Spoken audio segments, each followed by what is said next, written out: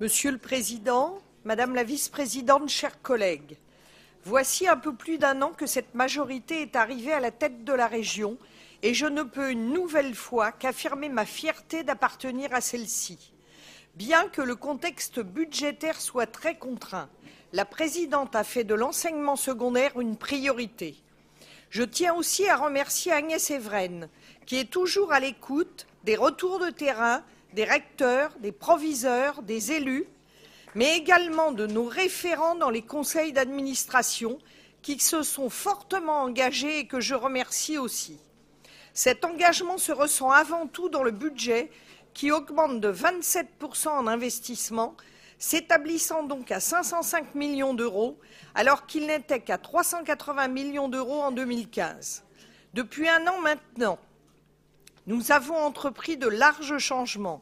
L'effort est si considérable que cette annexe budgétaire ne devrait souffrir d'aucune contestation.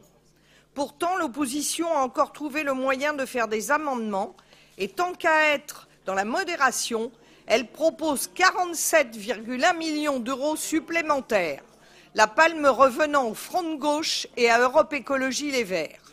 Je suis membre de 11 conseils d'administration de lycées différents. J'ai le cœur d'aller à la rencontre des proviseurs, des enseignants, des agents, des parents d'élèves, et je peux vous assurer qu'eux aussi ont vu le changement.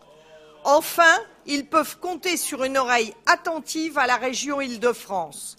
Lors de mes déplacements, j'ai pu constater que nos lycées ne sont malheureusement pas dignes de la première région de France.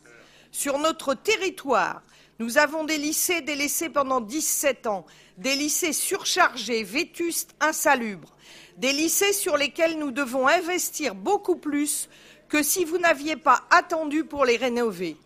Je me réjouis de voir que cette année, les rénovations de lycées voient leur autorisation de programme augmenter de 72%.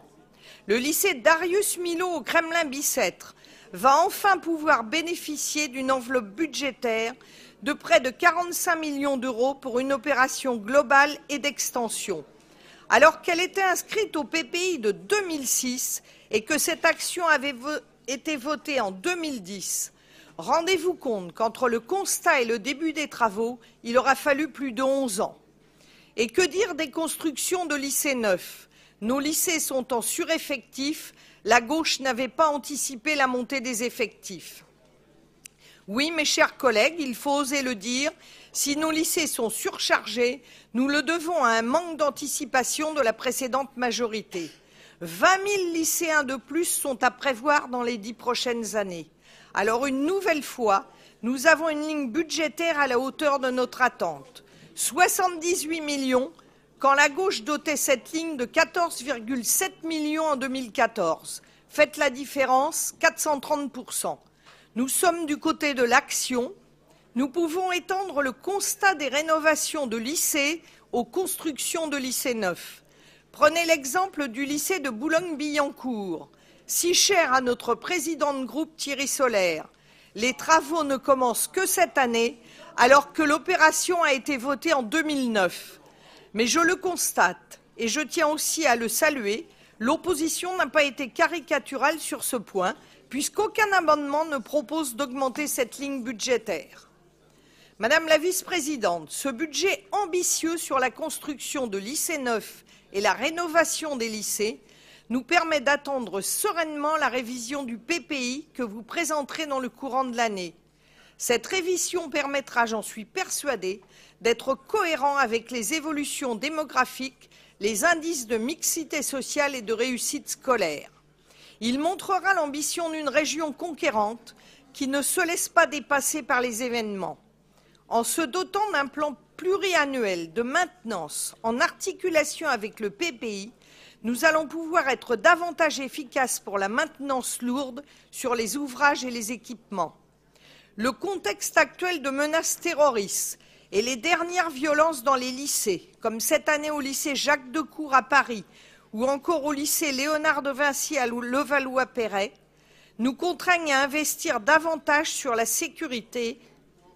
Bien que cela n'apparaisse pas dans notre annexe budgétaire, il est bien nécessaire que tous les lycéens, du public comme du privé, puissent être protégés au mieux devant et dans leurs locaux. C'est toute la logique de cette ligne budgétaire.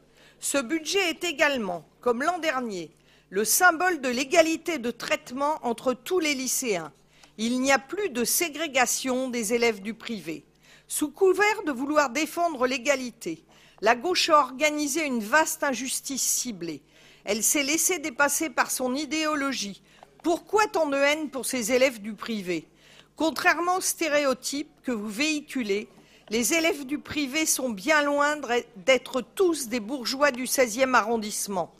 Dans mon département du Val-de-Marne, ceux qui vont dans ces lycées sont issus de toutes les classes sociales.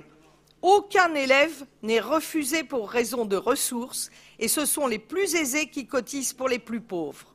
Alors oui, nous nous réjouissons une nouvelle fois que les familles les plus populaires puissent aussi avoir dans le privé une aide pour la cantine. C'est cela l'égalité de traitement.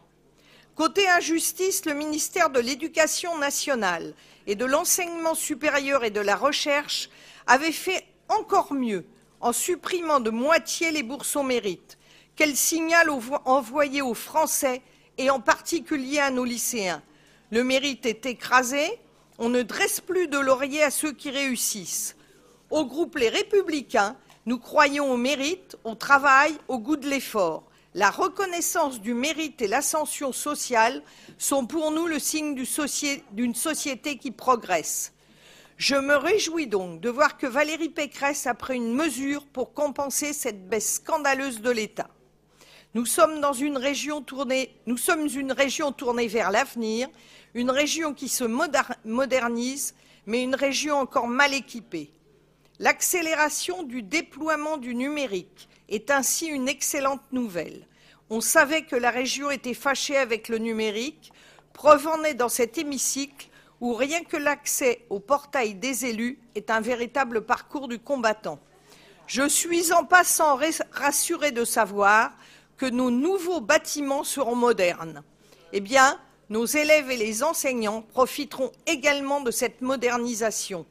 Le renforcement du développement du numérique va permettre au lycée de délaisser les câbles RJ45 pour du Wi-Fi, de passer des tableaux à craie aux tableaux numériques interactifs, d'abandonner les rétroprojecteurs pour des vidéoprojecteurs, de changer d'ordinateur pour enfin délaisser des systèmes d'exploitation qui étaient souvent plus vieux que les élèves. Nous sommes dans une révolution numérique et l'Île-de-France ne peut pas être le dernier maillon de la chaîne. Elle doit en être le moteur. On ne peut pas laisser nos lycéens avec du matériel désuet. Ils doivent maîtriser pleinement le numérique.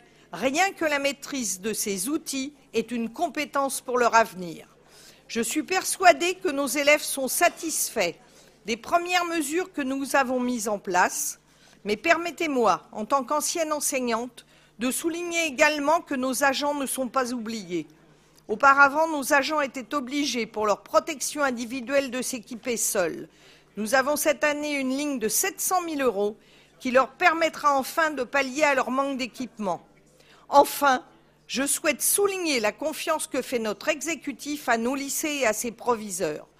Je trouve assez valorisant pour les établissements de pouvoir être autonomes. L'autonomie, c'est bien. D'ailleurs, la gauche veut aussi autonomiser les jeunes vis-à-vis de leurs parents. Alors pourquoi ne pas vouloir d'une autonomie que les lycées réclament?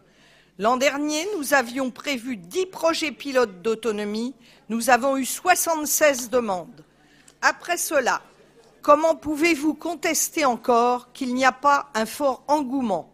Nous nous félicitons donc que l'expérience soit reconduite et étendue à 24 lycées.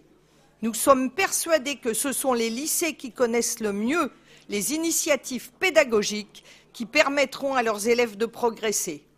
Cette année, vous nous proposez, Madame la vice-présidente, de continuer le programme d'action que vous avez commencé à mettre en œuvre. Vous pouvez compter sur notre soutien dans cette révolution que vous avez mise en marche. Je vous remercie. Merci Madame Primevert.